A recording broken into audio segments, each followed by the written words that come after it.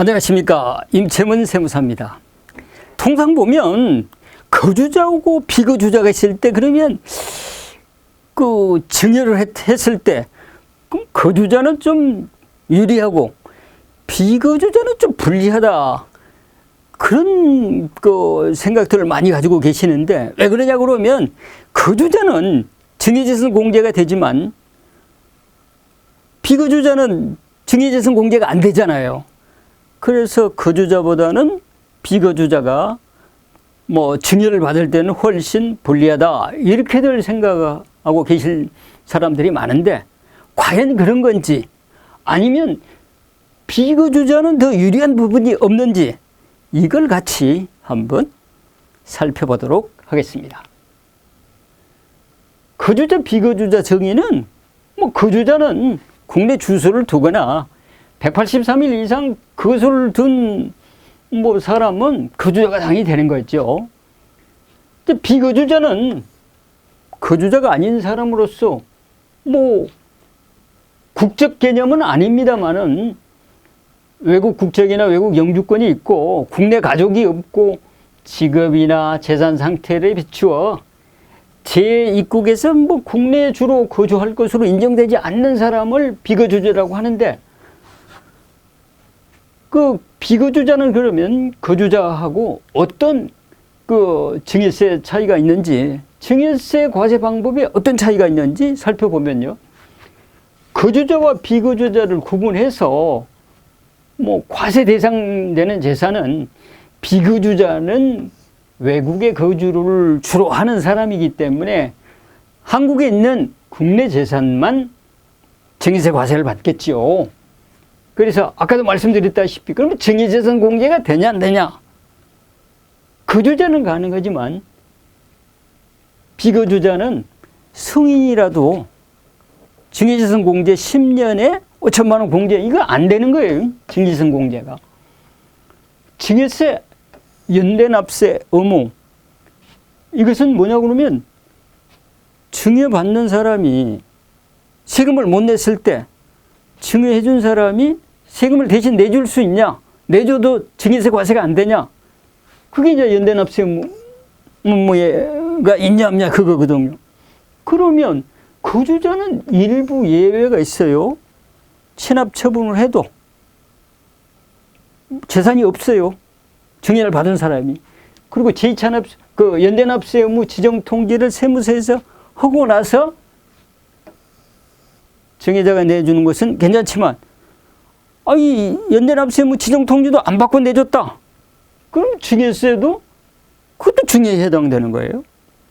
근데 비거주자는 뭐 그 증여자가 세금을 내줘도 당연히 연대납세 의무가 당연히 있는 거예요. 연대납세 의무가.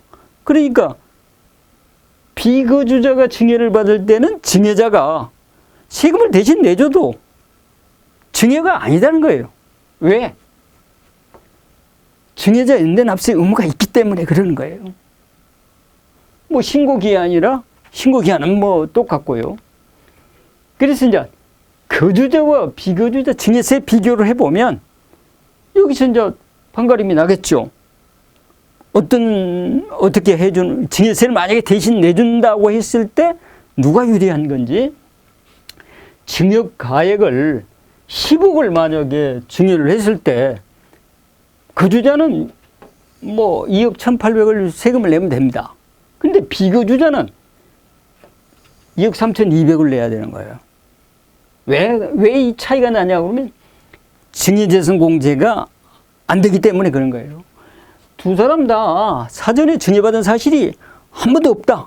그러면 이제 거주자는 5천만 원 공제가 뭐 이렇게 되지만 여기는 5천만 원 공제가 안 되니까 이렇게 부담세액이 달라지는 거예요. 만약에 그럼 이제 증여자가 증여세까지 대납을 했다. 그럼 어떻게 되느냐? 10억을 주기 위해서 증여세를 대납을 하려고 그러면 대납된 증여세까지 이렇게 세금, 증여세 이렇게 안 하고 한 번에 계산을 아까 뭐 크로스 방식이라고 다른 뭐 페이지에 설명을 드렸는데 그 사례에 의하면 10억을 주려고는 증여세 대납을 증여자가 3억 4,900을 해주면 증여세 대납이 되는 거예요. 그럼 이 부분도 증여로 봐가지고 10억 플러스 3억 4,900 해서 증여가 두 개를 증여가액으로 해서 그 신고를 하면 증여세 산출세액이 이렇게 나오게 됩니다. 이렇게 나오면 그러면 비거주자는 뭐 연대납세 의무가 있기 때문에 연대납세 의무가 있다고 했으니까 이 증여세 대납이 증여에 해당되지 않거든요. 그래서 그럼 10억을 증여를 하더라도 2억 3,200만 내주면 되는 거예요. 그럼 증여자 입장에서 부담은 10억 플러스 거주자일 때는 3억 4,900을 더하면 13억 4,900이 되고 비거주자 입장에서 보면 증여가액 10억 플러스 2억 3,200 하면 12억 3,200이 되는 거예요. 그럼 거주자하고 비거주자하고 그 세부담 차이나 증여가액은 똑같은데 세부담 차이, 증여세 대납을 했을 때 세부담 차이 관점에서 보면 비거주자가 훨씬 1억 1,700으로 유리한 그런 결과가 생길 수가 있어요.